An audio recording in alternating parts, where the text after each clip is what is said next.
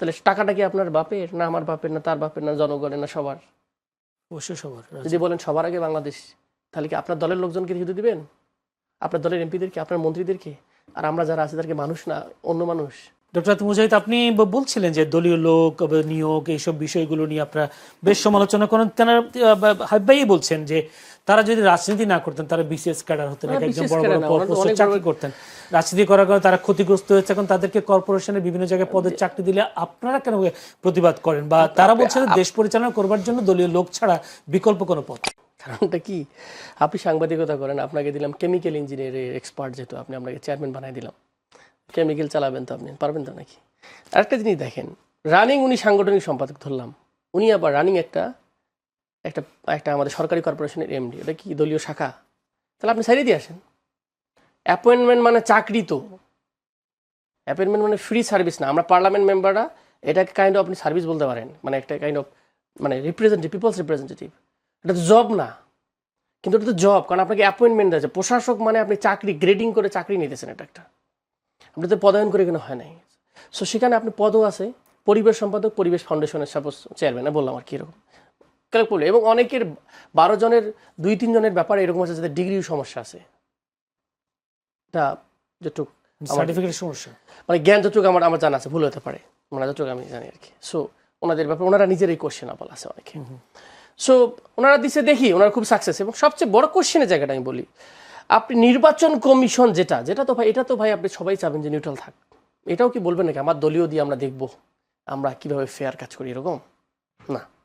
আপনার নির্বাচনী বোর্ডের সদস্যকে কখনো আছে, যদিও উনি অ্যাডিশনাল সেক্রেটারি বানাইছেন, এবং সেক্রেটারি ছিল উনি, হলাম জয়েন্ট সেক্রেটারি বা যেটা ছিল, তাকে বসানোর কোনো সিস্টেমে নেই। মানুষ আপনি বিশ্বস্ততা হারাই যাচ্ছেন। তো তাহলে ট্রাস্ট হলো নির্বাচন কমিশন, মানুষ যে ফেয়ার নির্বাচন দিবে, সে ট্রাস্টটা যদি নষ্ট করেন দলীয় লোক দিচ্ছে, মানুষ ওর দলকে জেতানোর জন্য করে। বাংলাদেশের মানুষ এতটা সৎ এবং প্রফেশনাল হয় নাই যে দলীয় লোকে থাকলেও সে পার্সোনালিটি রক্ষা করে দলের বেড়ে গিয়ে সৎ কাজটা করবে, এরকম লোক আসলে হয়নি। ওনাকে আমি যে প্রশ্নগুলো করেছি, আমি প্রাইম মিনিস্টারকে অসম্মানের জন্য বলি না, আমি বলতেছি যে আপনি অতিরঞ্জিত করাও না। আপনি প্রাইম মিনিস্টার ছাড়া উনি কিন্তু অন্য কারোর ব্যাপারে বলতে পারলো না, কোনো মন্ত্রীর ব্যাপারে বলতে পারলো না যে সাকসেস, কোনো ডিপার্টমেন্টের ব্যাপারে বলতে পারলো না যে 6 মাসে একটা প্রোগ্রেস হয়েছে।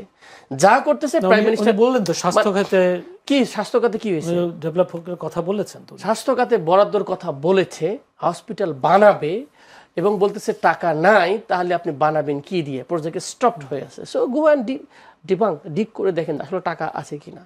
তাহলে ফাংশন তো সেই অর্থে আপনার মুভিং হয় নাই। তাহলে আপনি কোন জায়গায় সাকসেস ধরবেন? উনি কৃষির কথা, সারের কথা বললো, সারের দাম 1250 থেকে 1800 টাকা হয়েছে এরকম বাজারে পত্রিকা আসতেছে। কৃষকের আপনি দিলেন 10,000 টাকা মাফ করে, 600 টাকা যদি আপনার মানে 1 বস্তায় বৃদ্ধি পায়, তাহলে আপনি যদি 10 বস্তা কিনতে হবে, ওখানে তো আপনার 10,000 টাকা চলে যাবে। তো আপনি এটা রিলেটিভলি এইভাবে করার দরকার নেই। আপনি মানুষকে ফেসিলেট করেন, যথাযথ দামে দেন। বিদ্যুতের দাম বাড়াইছেন, বিদ্যুৎ থাকে না, আবার ভুতুরে বিল আসার পর থ্রেট করছেন, এরকমও তো হয়েছে।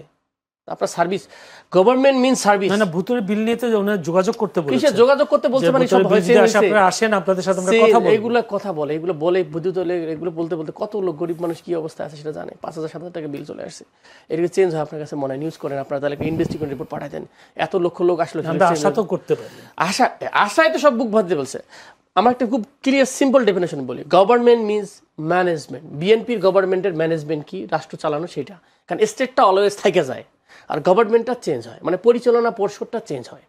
আর আপনি আসছেন বিভিন্ন মন্ত্রণালয় নিচ্ছেন, তাহলে আপনার management capacity, leadership capacity, vision, আপনি কি দিতেছেন বাংলাদেশ, সেটা মানুষ আমরা দেখতেছি। তাহলে আপনি 6 মান্থে নোটিসেবল, রিমার্কেবল, আপনি কোনো ব্রেক থ্রু দেখাইতে পারেন নাই সেই অর্থে, বরং উল্টো দিক বিপরীত দিকে আপনি জনগণ এবং বিরোধী দলকে আপনি বলতেছেন যে হ্যাঁ আপনারা কেন করতেছেন না, আপনাদেরও দায়িত্ব। এটি কি আপনাকে বিরোধী দল করেন বলেই কি বিরোধিতার খাতিরে এই কথাগুলো বলছেন? আমি এতগুলো খালকরণ কর্মসূচি করলেন, খালকরণ করলেন, এই জলাবদ্ধতা নিরসনের জন্য এই কাজগুলো করে যাচ্ছেন, এগুলোকে আপনারা ইতিবাচক দেখবেন না? না, আপনি বলেন ইতিবাচক, আপনি প্রায়োরিটিটা দেখতে হবে। খেয়াল করেন, প্রায়োরিটিটা আপনি যা ঠিক করবেন, রাষ্ট্রের এখন কি দরকার?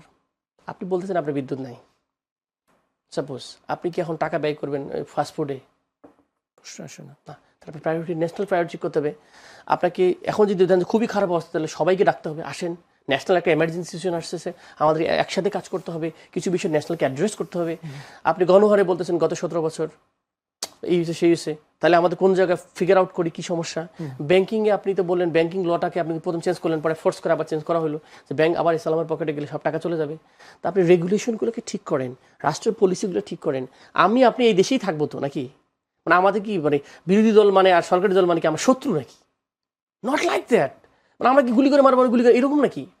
আমরা আমাদের দেশটাকে সুন্দর করার জন্য, প্রধানমন্ত্রী তারেক রহমান তো তিনি বলছেন আপনাদের কথাবার্তায় ফ্যাসিবাদী আচরণ। এটা কোনো হয়? বিরোধী দল কি আপনি ফেসিবাদ হয়? মানে বিরোধী দল কি ফেসিস্ট হওয়ার আসার সুযোগ থাকে? ফ্যাসিবাদী আচরণ আপনাদের দেখা যাচ্ছে, সেটা ফেসিবাদী একটা কাঠামো, একটা সিস্টেম আন্ডারস্ট্যান্ডিং। তো সেটা কি বলুক যে এই জায়গায় ফেসিবাদী?